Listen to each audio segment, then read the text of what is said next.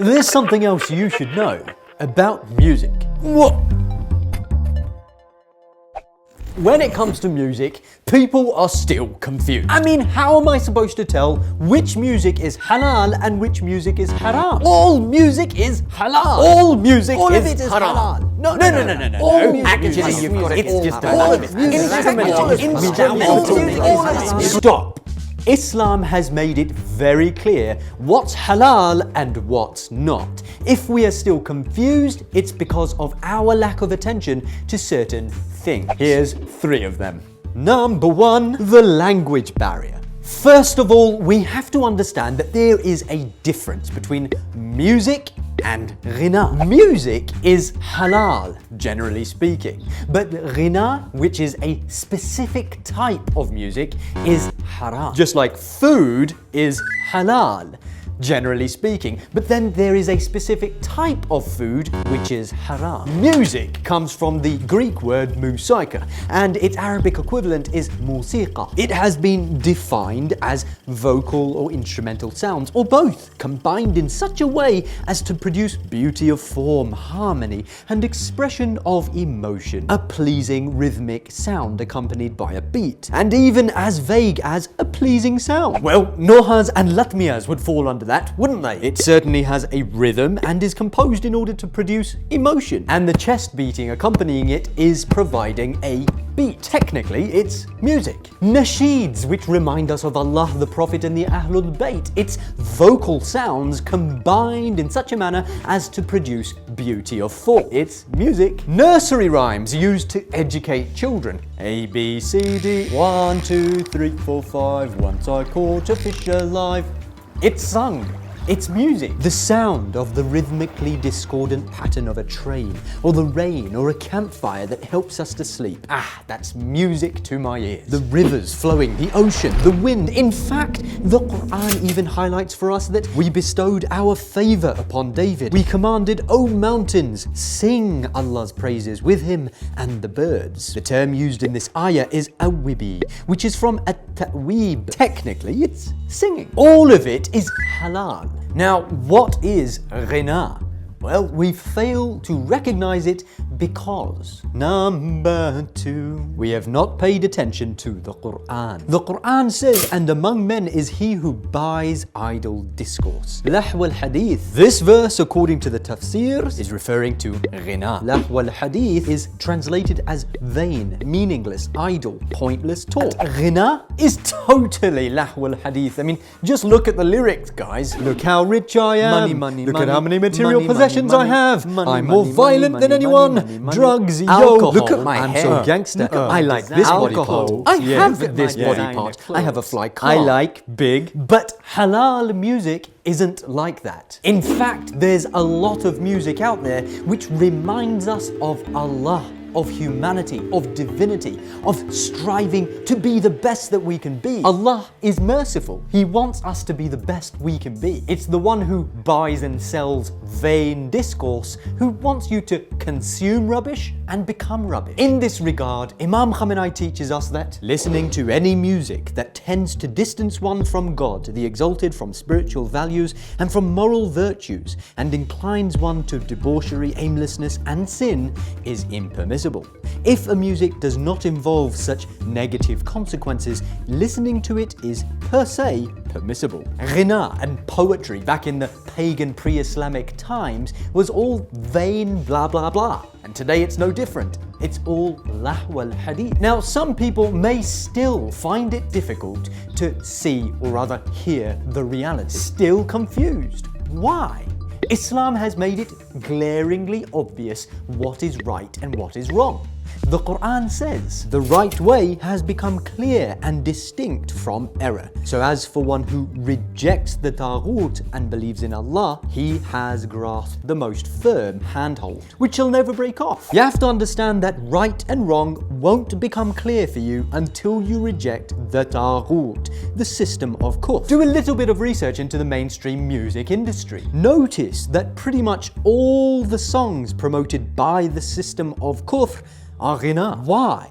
Because the system wants you to stay a slave of your lower animalistic self. As long as you keep consuming, you never wake up, and they keep you under their control. But if you're still confused, then point number 3 is going to make it crystal. Number 3, we haven't given enough attention to the fatwas. Some come along and say, All music and musical instruments are haram. and others come along and say, No, all music is halal and good, even dance music. brothers, are you marjas? Are you experts in fiqh? No? Then why are you opening your mouth on a subject that you know nothing about? That's like a random guy putting on a stethoscope and saying he's a doctor. You need open heart surgery. How do you know that? I googled it. I read it on Facebook. Some people will just stumble across a hadith like this one. To listen to a musical instrument is one of the greatest sins. But A, how do you know whether the hadith is accurate or not? B, how do you know which kind of musical instrument the Imam was referring to? I mean, do you know the historical context? And C, how do you know whether he was referring to all kinds of music or a specific type? Do you know the Arabic grammatical rulings that would apply here? No, then how can you jump to such a conclusion? It just doesn't make sense. There's so many hadith about flutes and drums and stringed instruments. People just jump on them. That's it. 100% evidence. All music is haram. But without having the certified ability to do systematic ijtihad in this particular field, you cannot make such conclusions. For example, there's a hadith which in English says, the playing of violin promotes the growth of hypocrisy in the heart. Anyone who reads it would think that yes, this is clear that this violin is haram. Listening to any music made by the violin is haram. But guess what? Not necessarily. This violin didn't even exist in the time of Imam Sadiq and was invented in 16th century Italy. So there's a huge difference between what the Prophet and Ahlul Bayt were referring to 1,400 years back in Arabia and what we have in existence today. Here's some context. The prohibition of playing musical instruments, as is mentioned in so many ahadith, is actually referring to when they are associated to ghina, i.e. haram singing and dancing, not when played alone. That's why at least all the mainstream marjas say playing musical instruments are only haram if they are played with ghina. It takes maturity, decades of dedicated and unwavering research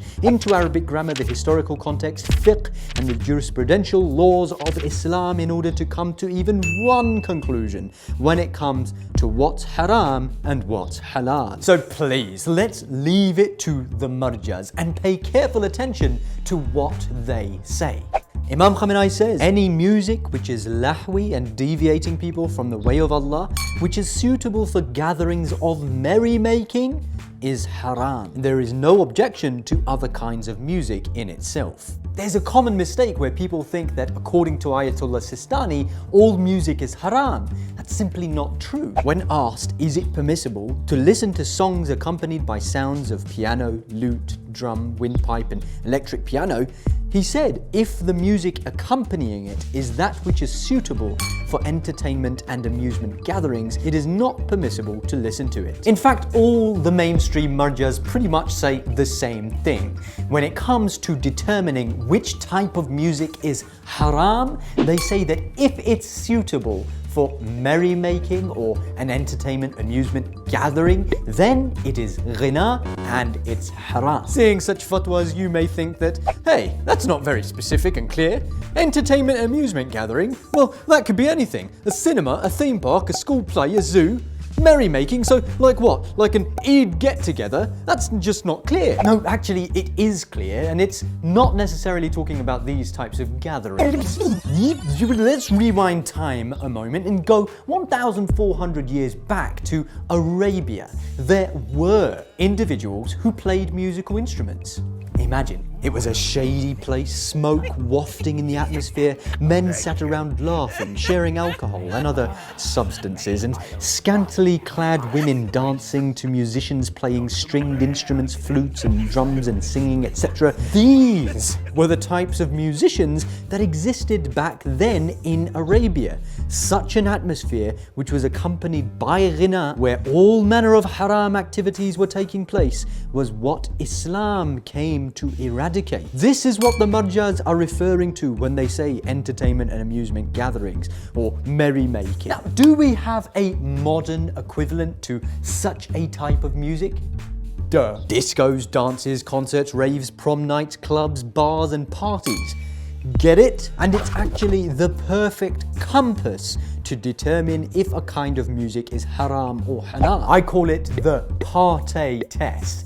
This is how it works. Imagine you're in a party. The usual haram shenanigans are taking place. Think to yourself, what kind of music is going to be played in such an environment? That music is Ghina, and it's haram. Think of any type of music. Just imagine playing it in that kind of an environment. If people continue their illicit behavior, maybe some start doing it more, some guy shouts out, "That's my tune, dude, turn up the music." And in short, the music is suitable for such a gathering, that's Ghina. Haram. But if you play a music and people stop doing haram stuff, they break out of their zombie-like stupor of sinfulness and start looking around like, what the heck is this? Some guy shouts out, "Dude, you're killing the mood." That's halal. Imagine playing a Noha or Latmiya in such a place. Imagine playing the Mukhtar soundtrack in such a place. Imagine playing a nursery rhyme or even the Lord of the Rings soundtrack. That would totally kill the mood. Halal. Now please don't ask a million different questions. Can I listen to the Thomas and Tank? What about the theme song from Who Wants to Be a Millionaire? What about vocals without instrument? Can I listen to sometimes my grandmother is singing in the shower? What about in weddings? Stop! Please! Just put it through the party test and think for yourself. If it enlivens an atmosphere of sin, the atmosphere of a party, it's haram.